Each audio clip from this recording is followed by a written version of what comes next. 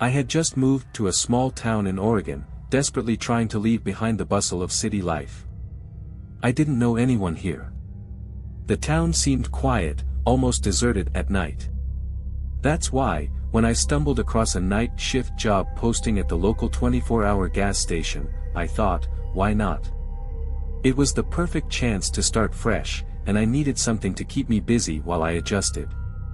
The owner, a man named Greg, was a bit strange, but in that unremarkable way, like you'd expect from anyone working night shifts. He looked tired, his eyes sunken, and his voice was raspy, like he'd been awake for days. He handed me a uniform and told me the shift would be simple: watch over the gas pumps, check the security cameras occasionally, and keep the place locked tight. Don't let anyone inside after midnight, he said, with a weird emphasis on the after midnight part. There are some things out there, people, you don't want to deal with. His cryptic words didn't sit well with me, but I figured it was just small town superstition. Who would want to rob a gas station in the middle of nowhere, right? That first night, I showed up at 10 p.m. The place was dead, and I mean dead. No customers. Just me and the flickering fluorescent lights above. The hum of the fridge and the soft rustling of papers filled the silence. I made myself a coffee, sat behind the counter, and started scrolling through my phone.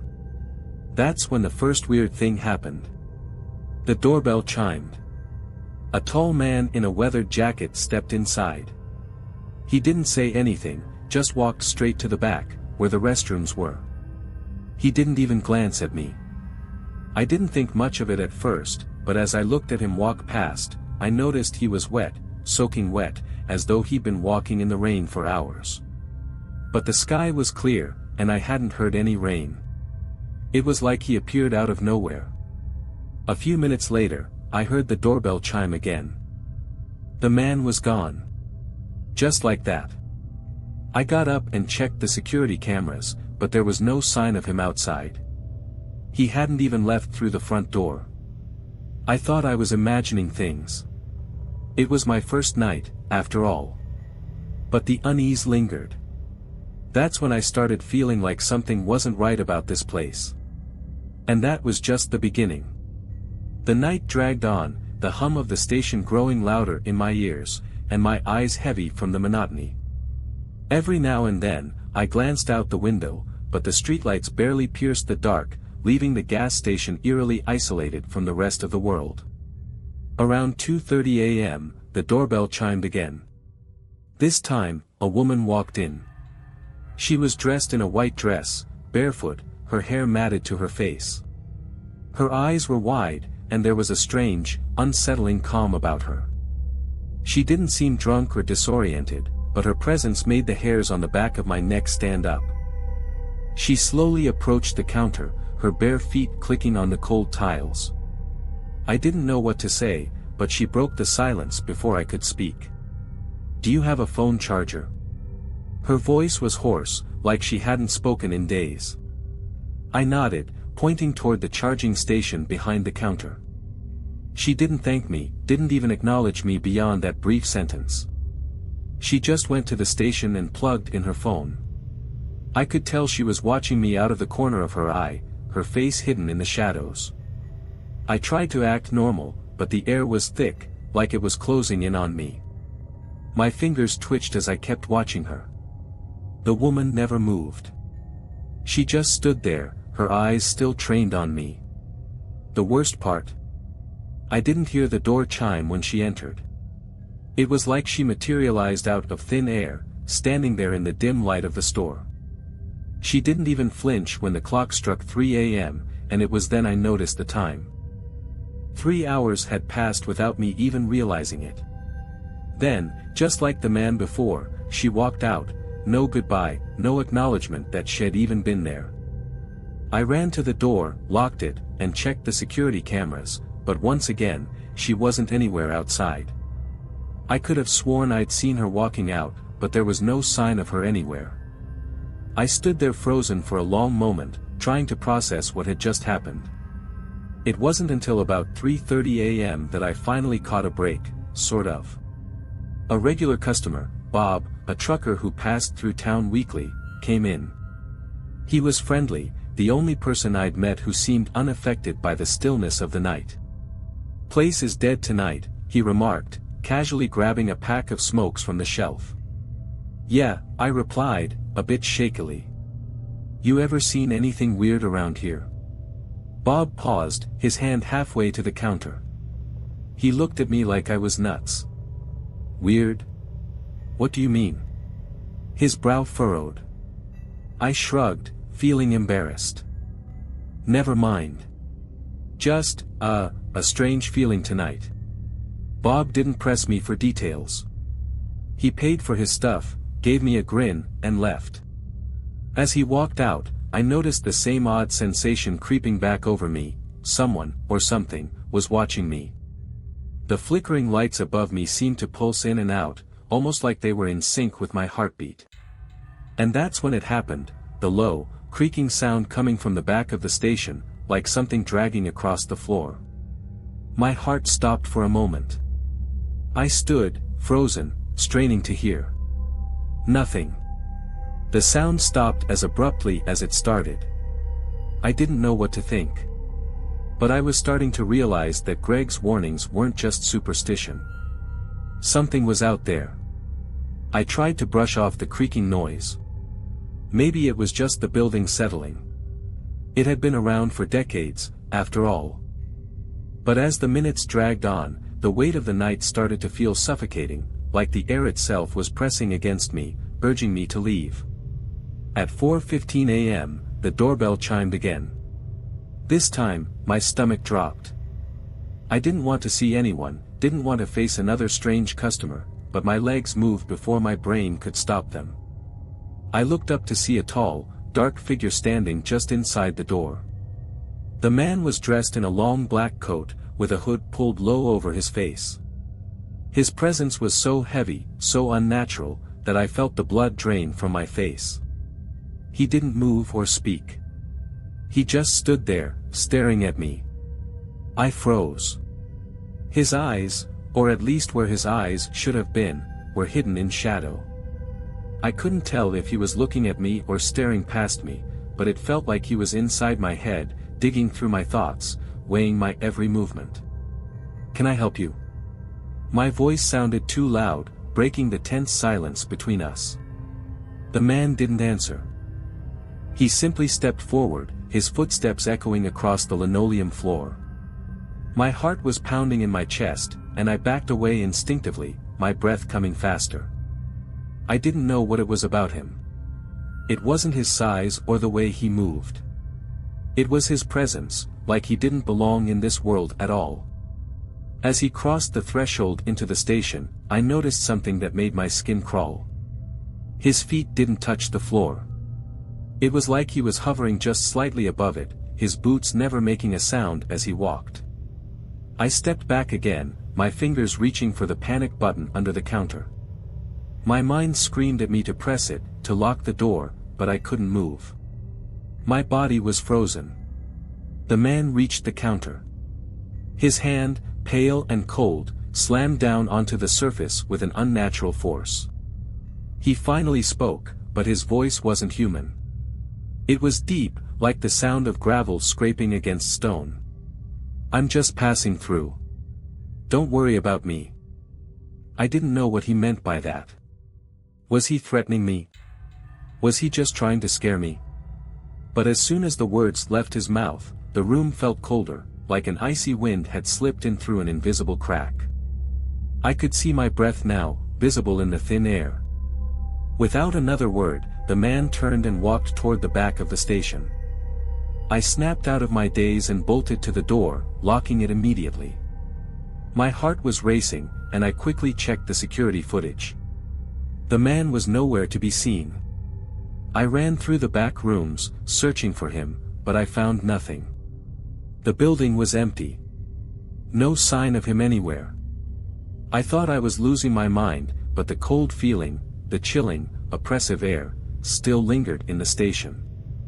I could still hear his footsteps echoing in my head. Just as I was about to call Greg, something else caught my eye. A small, black feather, lying in the corner of the back room, where I had been earlier. I bent down to pick it up, my fingers trembling. The feather was too perfect, too smooth, like it had been placed there on purpose.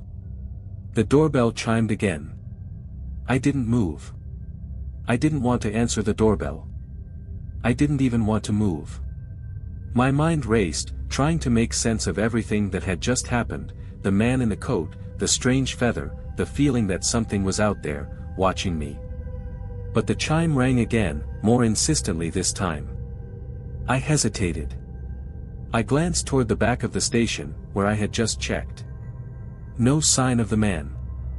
No sounds. It was as if he had never been there at all. The coldness, though, still lingered, and the faint echo of his footsteps seemed to reverberate through the walls.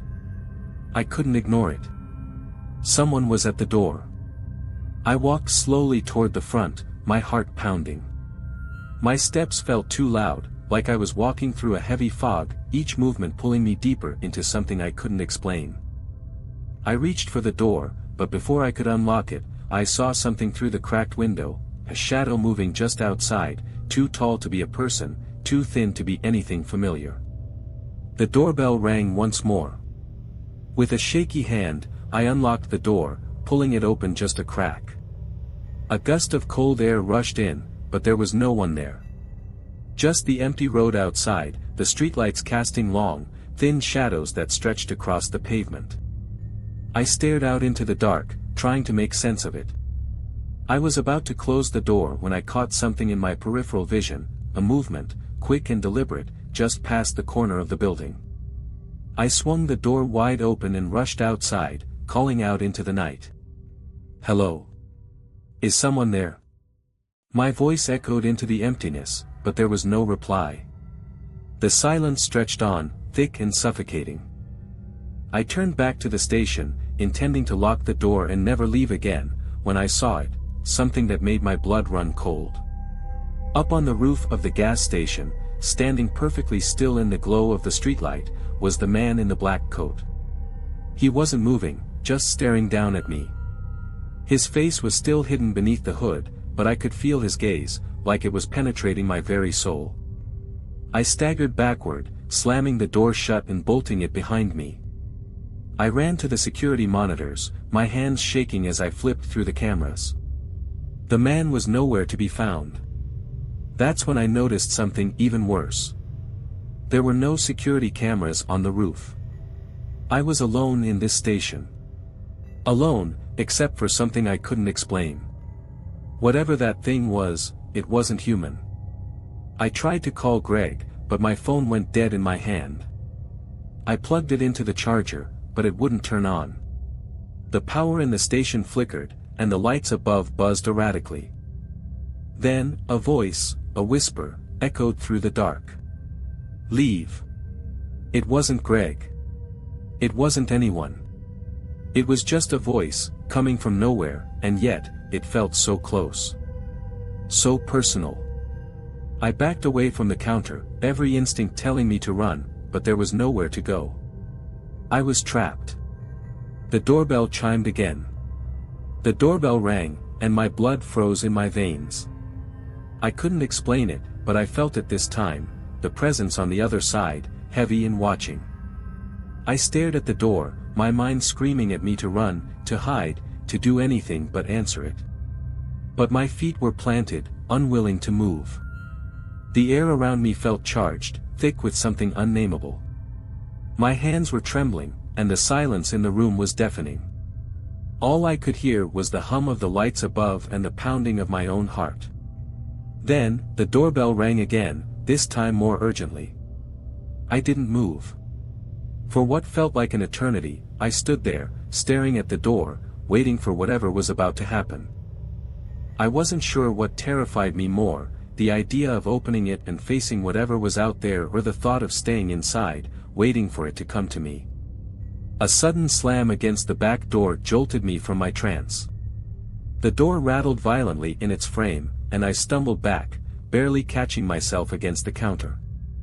The sound was like a physical blow, and it was followed by the unmistakable scrape of something, or someone, dragging itself across the floor behind me.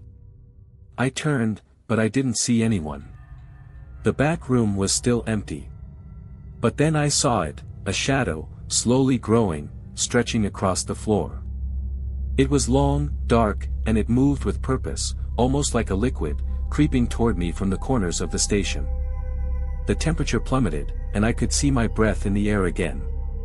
The shadow slithered forward, curling around my feet, and I realized with a jolt of terror that I couldn't move.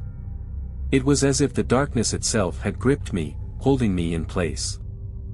Then, through the haze of fear and confusion, I heard the whisper again. "Leave." But this time, it wasn't just a whisper. It was a command, a demand.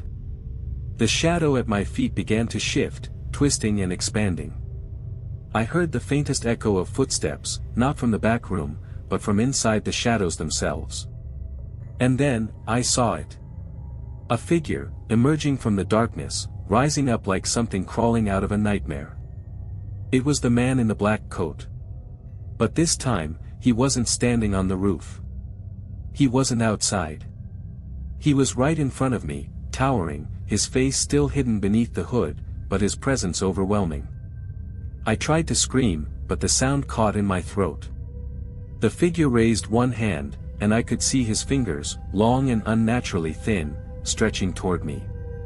There was no warmth, no life in the air, just cold, suffocating darkness. The voice, deep and guttural, filled my head, louder now. "You are mine." I didn't know what that meant, but I could feel it. A wave of dread flooded my chest, choking me, suffocating me. And before I knew it, I was moving, pushing past the darkness, running for the door. My feet slammed into the tiles, and I nearly tripped as I reached for the door handle. I could hear the man's footsteps behind me, getting closer, closer, closer. I yanked the door open and stepped outside into the cold night air, slamming it behind me. I didn't dare look back. I ran. I don't know how long I ran. The streets blurred around me, the dark shapes of the town flashing by in a panic. But the whole time, I could feel that presence following me, him, a shadow that never left, always just out of sight, but always there. I didn't stop until I reached the highway, where I finally flagged down a passing car.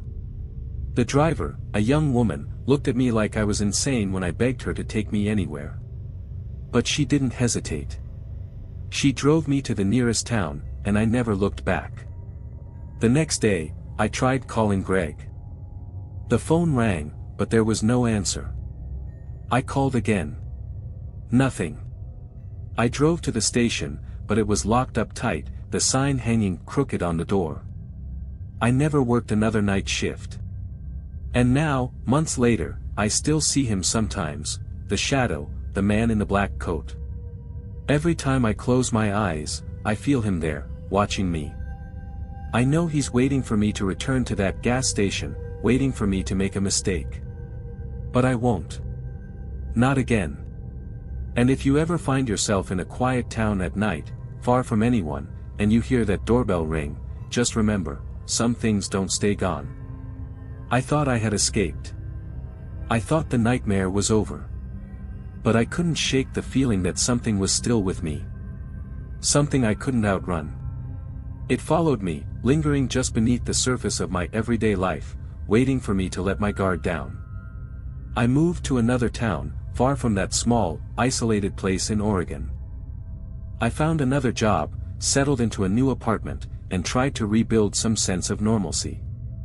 But even in the bright, busy city, I could feel it, a presence. A dark, suffocating weight that pressed in on me at night.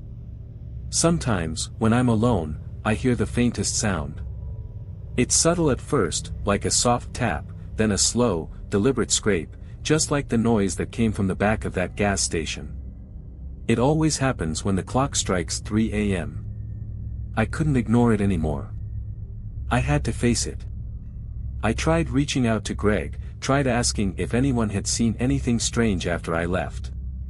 But no one answered. And when I looked up the gas station online, there was no record of it. No address. No history. It was like it had never existed at all. Like I was the only one who remembered. But then came the dreams. At first, they were vague, flickering images of the gas station, the man in the black coat standing in the shadows, his long fingers stretching toward me. But they grew worse. More vivid. More real. Every night, I would find myself back at that station, trapped in the same loop. The doorbell ringing. The man walking through the darkness toward me. His voice. The cold. And the worst part? Each time, the man would whisper in my ear as I slept. You can't hide forever. I woke up every morning drenched in sweat, my heart pounding as if I had just run miles. I started checking my locks compulsively, always looking over my shoulder, always feeling like something was behind me. But there was never anything there. I don't know what he is, or why he chose me. I don't know if he's real or just a manifestation of my fear. But one thing I do know, he's still out there. He's still waiting for me to return. I can't escape him. I don't think I ever will. Sometimes, when I walk down an empty street, I feel the cold air swirl around me. And then, in the corner of my eye, I see it, a shadow, just out of sight. Always lurking. Always waiting. If you ever find yourself on a night shift in a small, remote town, and you hear that doorbell ring, remember my story. Remember the man in the black coat. Because I've learned something terrible, once he marks you, you're never really free. And no matter where you go, or how far you run, there's always a door that leads back to him.